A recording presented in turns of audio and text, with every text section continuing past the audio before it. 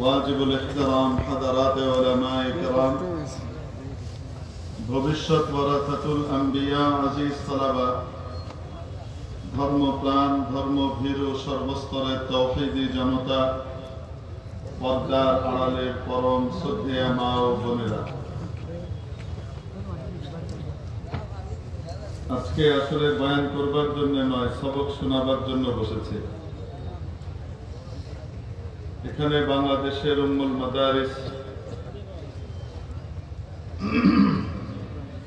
হাটহাজারী মাদ্রাসার স্বনামধন্য মুহতারাম মুফতি সাহেব হুজুর দামাত বারাকাত এবং হযরতুল শেখ আল্লামা মুফতি জসিম উদ্দিন সাহেব জিদা মজদুম সহকারে দেশ বরেণ্য শীর্ষস্থানীয় হাদারাতে উলামায়ে কিরাম উপস্থিত,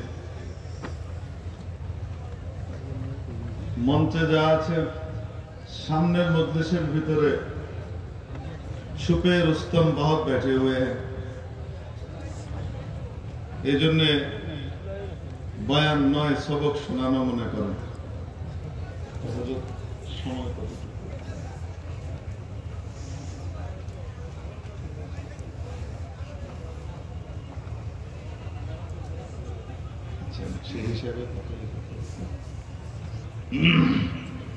मुआज्जज हाज़िरीन, आज के गोटा पृथिवीते यदि आमरा ताकाई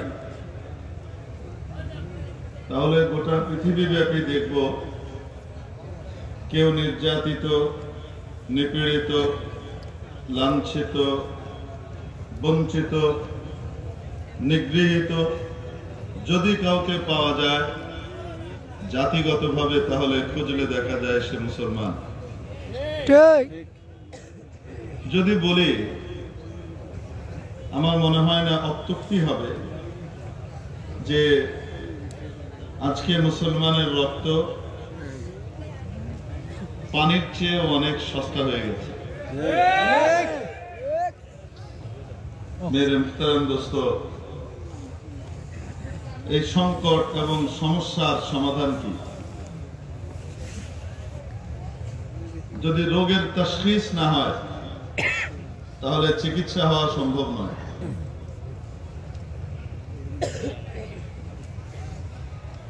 আল্লাহ রাব্বুল আলামিন এই কঠিন সময়ের মধ্যেও আমাদের জন্য সান্ত্বনার, বিশারতের,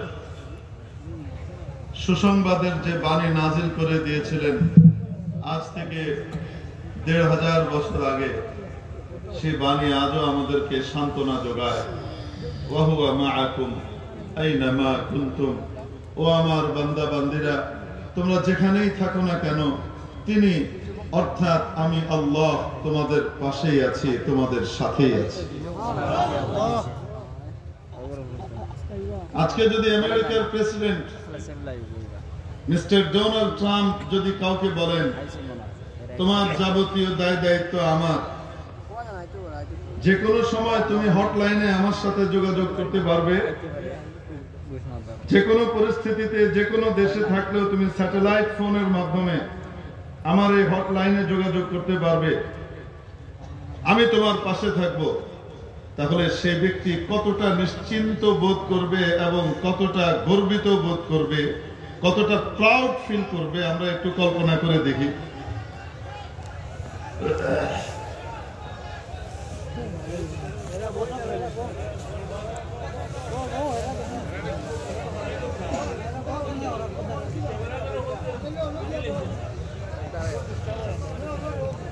মুআজ্জাজ হাজিরিন, আজকে আল্লাহ রাব্বুল আলামিন আমাদেরকে লক্ষ্য করে বলছেন, বান্দা যেখানেই থাকো না কেন আমি তোমার সাথে আছি। এ কথা শোনার পরেও মুসলমানের সান্ত্বনা হয় না, হিম্মত হয় না। কেন? আসলে মাওলায়ে পাকের সাথে, আরশে আজিমের মালিকের সাথে আমাদের সম্পর্ক দুর্বল হয়ে গেছে। যে সময় মুসলমানের কাছে না অর্থ ছিল, না সামরিক ক্ষমতা ছিল, না অস্ত্র ছিল, না বিত্ত ছিল, না দাপট ছিল, না শৃঙ্খলা ছিল, ইসলাম এসে, কোরআন এসে, নবীজি এসে সেই অশৃঙ্খল বিশৃঙ্খল জাতিকে সুশৃঙ্খল বানিয়ে ফেললেন এবং তাদের সাথে যখন আল্লাহ তাআলার সম্পর্ক গড়ে দিলেন, এই ছোট্ট কওমের সামনে গোটা পৃথিবীর পরাশক্তি মাথা ঠেকাতে বাধ্য হয়েছে। আজকে আমাদের কাছে অ্যাটমিক পাওয়ার আছে। আজকে পৃথিবীর সবচেয়ে ধনী দেশ, ধনাঢ্য অঞ্চল মুসলমানের কবজায়। সবচেয়ে বেশি সম্পদ আজকে মুসলমানের হাতে। এই সব কিছু থাকা সত্ত্বেও যেখানেই দেখবেন নির্যাতিত, নিপীড়িত, লাঞ্ছিত, তো মুসলমান। আজকে প্রায় 1.25 শতাব্দী যাবৎ শতাব্দীর জঘন্যতম ডাকাতি সর্বসম্মুখে চলছে। ইসরায়েল ফিলিস্তিনকে কবজা করে, দখল করে, তাদের জমিকে ডাকাতি করে নিয়ে যাচ্ছে। আমার কথা দিয়ে আবার কেউ ভুল বুঝতে পারে যে তাহলে মনে হয় ফিলিস্তিনিদের সাথে আল্লাহর সম্পর্ক কম, তাই মনে হয় আল্লাহ তাদেরকে পিটাইতেছে। আর আমরা একদম দুধে ধোয়া, এজন্য আমাদের কেশাগ্র আল্লাহ স্পর্শ করছেন না। যেখানে মুসলমান নির্যাতিত, নিপীড়িত, হয়তো তারা গুনাহগার, তাই তারা মার খাচ্ছে, আর আমরা খুব ভালো তাই আমরা মার খাচ্ছি না, এই ধারণা এটাও আরেক গুনাহ। কারণ হলো নবী পাক সাল্লাল্লাহু তাআলা আলাইহি ওয়াসাল্লাম হাদিস শরীফে ইরশাদ করেছেন, আল মুসলিমুনা কাজাসাদিন ওয়াহিদ। গোটা পৃথিবীর সকল মুসলমান এক শরীরের মতো, এক শরীরের মতো। আপনি শরীরের মধ্যে লক্ষ্য করলে দেখবেন এক অঙ্গে আঘাত পেলে অন্য অঙ্গে অ্যাটাক হয়। সমস্যা এক অঙ্গে তৈরি হয়েছে, কিন্তু প্রবলেম অন্য অঙ্গে দেখা দিচ্ছে। যেখানে সাপ টাপ আছে, ওই সমস্ত সাপ খোপের এলাকায় কেউ হেঁটে বেড়াচ্ছে, কোনো পা, ছবলটা তো পায়ে পড়েছে, বিষ তো পায়ে লেগেছে, সমস্যা তো পায়ে, কিন্তু সেন্ট্রাল নার্ভ সিস্টেম অকেজো হয়ে যাচ্ছে, ওটা তো মাথায়। আঘাত তো পায়ে, হার্ট ব্লক হয়ে যাচ্ছে ওই বিষের কারণে।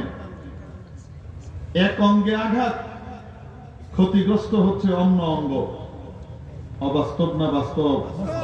আজকে গোটা পৃথিবীতে সামগ্রিকভাবে মুসলমান কোরআন থেকে দূরে সরে, নবীর সুন্নাত থেকে দূরে সরে, আল্লাহ ওয়ালাদের কাছ থেকে দূরে সরে, নবীর তালিম থেকে দূরে সরে, যেভাবে নিজেদের উপর আপদ বিপদ, আযাব গজব বালা মুসিবত টেনে আনছে, আল্লাহ তাবারাকা ওয়া তাআলা দয়া করে দুর্বল ঈমানদারদের উপর সে পেরেশানিগুলো দিচ্ছেন না। যারা সবল ঈমানদার তাদেরকে পেরেশানির ভিতরে ফেলছেন। কেন? তাদেরকে পেরেশানিতে ফেললেও তারা বেঈমান হবে না। আমার আপনার মতো দুর্বল মানুষের উপরে, ঈমানদারের উপরে যদি ফিলিস্তিনিদের মতো পেরেশানি আর কষ্ট আসতো, তাহলে আমাদের বহু মানুষ বহু আগে মুরতাদ হয়ে যেত। আজকে দেখেন ইমানের লীলাভূমি সেই ফিলিস্তিনিদের ওখানে 75-76 বছর যাবত তো চলছে, কিন্তু তারপরেও বিশেষ করে 2023-এর অক্টোবর থেকে শুরু করে এই পর্যন্ত প্রায় 2 বছর হয়ে যাচ্ছে। এই সময়ের ভিতরে কি পরিমাণ মানুষকে তারা হত্যা করেছে, তাদের গোটা এলাকাকে ডিস্ট্রয় করে দিয়েছে, তাদের হসপিটাল, মসজিদ, বাড়িঘর, সুরম্য অট্টালিকা সবকিছুকে মাটিতে ধসিয়ে দিয়েছে, ধূলিসাৎ করে দিয়েছে। হাজারে হাজারে শিশু মারা গেছে, মা মারা গেছে, বোন মারা গেছে, হাজার হাজার মানুষ মারা গেছে, বাবা মারা গেছে। এই সব কিছুর পরেও একবারের জন্য কোন একজন জার্নালিস্টের কাছে ইন্টারভিউ দিতে গিয়ে কোন বাচ্চা এই কথা আজ পর্যন্ত বলে নাই হামাস কেন হামলাটা খামাকা করলো, তাই আমাদের উপরে এই বিপদ আসলো। তারা একই কথা বলে, বাঁচবো তাহলে আল্লাহর গোলামি করে আল্লাহর বান্দা হয়ে বাঁচবো, যদি আল্লাহর বান্দা হয়ে বাঁচতে না পারি আল্লাহর জন্য শহীদ হয়ে যাব। এটার ভিতরেই আমাদের গর্ব। এই ইমানের অমিত তেজ আল্লাহ তাবারক ওয়া তাআলা ওই ক্ষেত্রের ভিতরে, ওই অঞ্চলের মানুষের ভিতরে পতিত করে দেওয়ার কারণে আল্লাহ পাক গোটা পৃথিবীর মুসলমানদের ঝামেলার চিত্রটা ওইখানে তুলে ধরেন। কারণ তারা এটাকে টলারেট করতে পারবে, কুরবানি দিতে পারবে, বেঈমান হবে না। আমরা হলে হয়তো বহুত আগেই বেচা বিক্রির শামিল হয়ে যেতাম। এই জন্য আল্লাহ আমাদেরকে এই পরীক্ষায় ফেলেন নাই। ফিলিস্তিনিদের বিপদের অর্থ এই নয় যে তারা অন্যায় করেছে তাই মুসিবত পোহাচ্ছে। অন্যায় তো আমরা গোটা পৃথিবীর মুসলমানরা করেছি। বিশ্ব মুসলিম মজলুম মুসলমানের পাশে দাঁড়ানোর মতো হিম্মতটুকু আমাদের নাই। মুখে আমরা টাইট করে কড়া ভাষায় বলবো, এতটুকু হিম্মত আজ মুসলমানের ভিতরে বাকি নাই। তাহলে তাদের উপরে আল্লাহ ইমতিহান আর কি আর দিবেন? ঝামেলার চিত্র ওখানে দেখিয়ে দিয়েছে। মেরে মুহতারাম দোস্ত, আজকে বলছিলাম যে আমাদের মূল সমস্যা হলো মাওলায়ে পাকের সাথে সম্পর্ক ছিন্ন হয়ে যাওয়া। এজন্য রব্বুল আলামিন জানালেন, বান্দা যেখানেই থাকো না কেন আমি আল্লাহ তোমার পাশে আছি, তোমার সাথে আছি।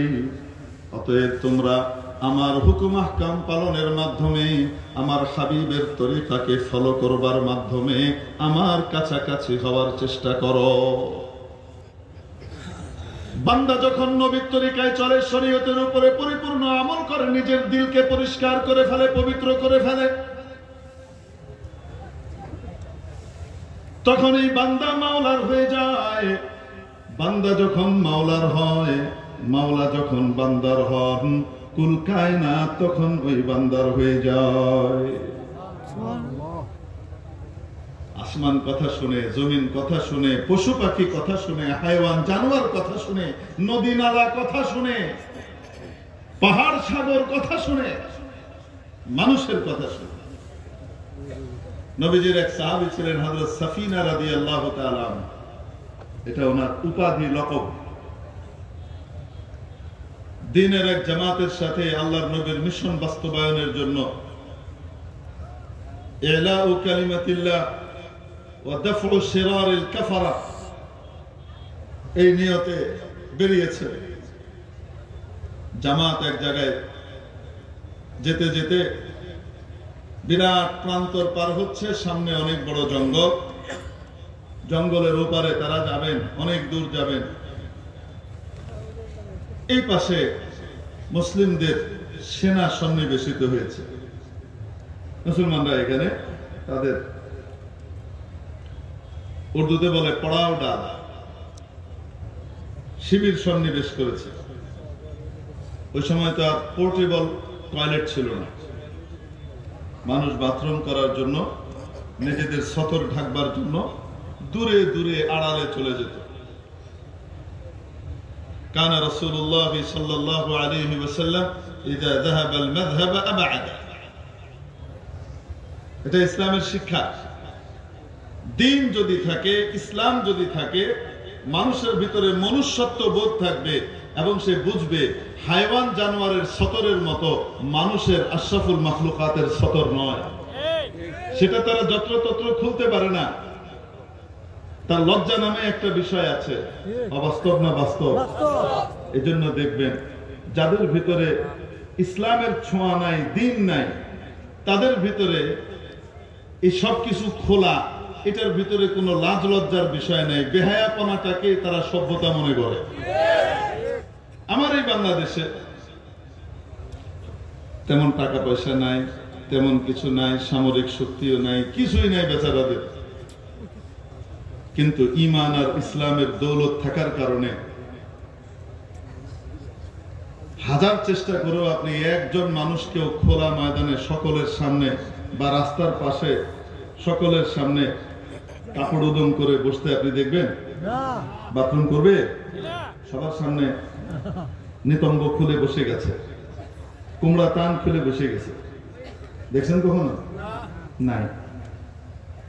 অপরদিকে আমাদের পাশে যারা কিছুদিন পর পর আমাদেরকে খালি কি দেয়, হুমকি দেয়, ওই যে একটা হকারকে দাঁড় করাইছে, ওই হকার বলে ওই চট্টগ্রামটা ওটা নিয়ে নিতে পারলে আমাদের এই হয়ে যাবে।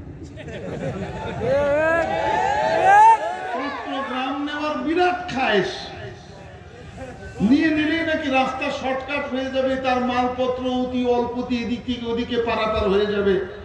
দলিল কি, 3 দিক থেকে তারা আমাদেরকে ঘিরে আছে, অতএব আমাদের যে কোনো এলাকায় নিতেই পারে।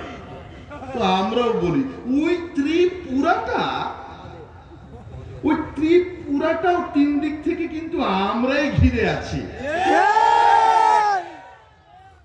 শুধু চট্টগ্রাম কেন, আমার দেশের একটা জমির দিকে 1 ইঞ্চির দিকে শুধু পা বাড়িয়ে দেখো আর চোখ তুলে দেখো, ওই চোখ উপড়ে ফেলা হবে, ওই বাজু ভেঙে টুকরো করে দেওয়া হবে। ঠিক না? শুধু এখানে একটু ঢুকো,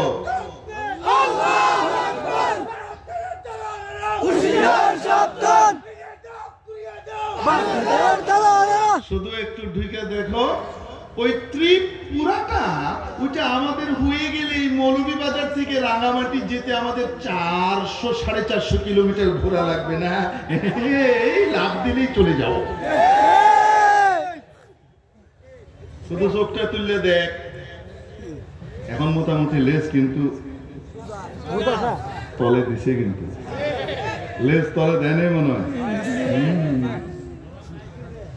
বিরাট অনেক কিছু দাবি করে, আমাদের এই তোদের কি আছে, কি করবি না করবি, উনি বাবাজি আমাদেরকে কত কথা বলছে না। আমাদের তেমন কিছু নাই, তবে আমাদের রেল লাইনের পাশে হাগু করার মতো এরকম মানুষের লাইনও নাই। সকালবেলায় ফজরের পরে রেলের জানালা দিয়ে বাইরে তাকানো যায় না, কেন? লাইনের পাশে মাশাআল্লাহ আরো মানুষের লাইন, সব উদাম করে বসে কাম সারতেছে। আমার এখনো বুঝে ধরে না রেল লাইনের পাশে কি বরকত আছে, ওহিনী লাইন ধরে বইতে হবে আর বসে আবার একে অপরের পাশাপাশি গল্প করে, এরকম করে পাশে গল্প করে কাম সারে। কিছুটা ভদ্র যারা তারা আবার এরকম করে চোখটা ঢেকে রাখে, মানে আমি খুললেও আমি যেমন দেখি না আমারটাও কেউ দেয় না। হুজুর আমাদের বন্ধু রাষ্ট্রের ব্যাপারে এরকম বলছেন, অবশ্যই বন্ধু রাষ্ট্রের ব্যাপারে এরকম বলা ঠিক না, কারণ আমাদের বন্ধুরা আমাদের জন্য টিপাই মুখ বাদ দিয়ে দিছে, আমাদের বন্ধুরা আমাদের জন্য তিস্তায় বাদ দিয়েছে, আমাদের বন্ধুরা আমাদের জন্য ফারাক্কায় বাদ দিয়েছে, এবং বাদ দিয়ে যখন আমাদের পানি দরকার সে সময় পানিগুলোকে আটকে রেখে আমার দেশের অর্ধেকের বেশি অঞ্চলকে মরুভূমিতে পরিণত করে ফসল থেকে খাবার দাবার থেকে আমার দেশের জাতিকে বঞ্চিত করেছে। এরকম অসাধারণ বন্ধু কি আর পাওয়া যায়? আচ্ছা যাই হোক, তারপরও যেহেতু বন্ধু তাই আমরা বলবো না যে হাগাবাদ জাতি, ওটা বলবো না, থাক, এটা আমরা বলবো না। তবে আমরা না বললে কি হবে, ওয়াল্লাহু মুখরিজুম মা কুনতুম তাকতুমুন, अल्लाह ताला ब्रास्ट कर देने वाले हैं जो तुम छुपाना चाहते हो। আমরা বলবো না কিছু, কিন্তু এই যে নিউ ইয়র্কে আমেরিকাতে এয়ারপোর্টের মধ্যে এই গত 2 সপ্তাহ আগে ভারতীয় বংশোদ্ভূত একজন আমেরিকান ভিসাধারী সবার সামনে এয়ারপোর্টের ভিতরে কাপড় চোপড় খুলে বইয়া আসছে। আগার পরে সব পুলিশ তাকে ধরেছে এবং রাষ্ট্রীয়ভাবে তাকে কয়েকশো ডলার জরিমানা করা হয়েছে। বুঝেন নাই মনে হয়? সারা পৃথিবীতে নেট জগতে এটা নিয়ে তোলপাড় চলছে, ছি ছি ছি, এটা কেমন কথা। সে আবার গর্বের সাথে তার দেশের মানবাধিকার অনেক উন্নত এটার ঘোষণা দিয়েছে। আমেরিকাতে মানবাধিকার ঠিক মতো নাই, কেন? তার দেশে এরকম ওপেনলি সবার সামনে হাগলে পাছা দেখাইলে কোনো কি হয় না, জরিমানা করা হয় না। আর ওখানে স্বাধীনতা আছে, আমেরিকাতে এই স্বাধীনতাটা নাই। অদ্ভুত যায়, কেন এরকম হয়েছে বলেন তো দেখি। আসলে কোরআনের শিক্ষা নাই, দ্বীনের শিক্ষা নাই, ইসলামের শিক্ষা নাই, আসমানি কিতাবের সাথে কোনো সম্পর্ক নাই, যার কারণে হাইওয়ান জানোয়ার আর নিজের ভিতরে কোনো পার্থক্য করতে পারছে না, ঠিক কিনা? তো বলছিলাম মানুষ তো যখন বাথরুম সারে তখন হয় টয়লেটে যায়, আর যদি টয়লেট না থাকে, ওয়াশরুম না থাকে, তাহলে অনেক দূরে কোথাও চলে যায়, আড়ালে আবডালে, যেন কিছু দেখা না যায়, ঠিক কিনা? তো এরকমই হযরত সাফিনা রাদিয়াল্লাহু তাআলা আনহু যে জামাতের মধ্যে ছিলেন, সেই জামাত ওই জঙ্গলের আগে শিবির সন্নিবেশ করে সবাই যার যার মতো বাথরুম করতে চলে গেছে এদিক ওদিক। হযরত সাফিনা অনেক দূরে গেছেন, মানুষের জন্য কষ্ট না হয় তাই অনেক দূরে গিয়ে উনি কাজ ছাড়ছেন। এদিকে কাছাকাছি যারা, সাফিনা রাদিয়াল্লাহু তাআলা আনহু যখন ফিরে এসেছেন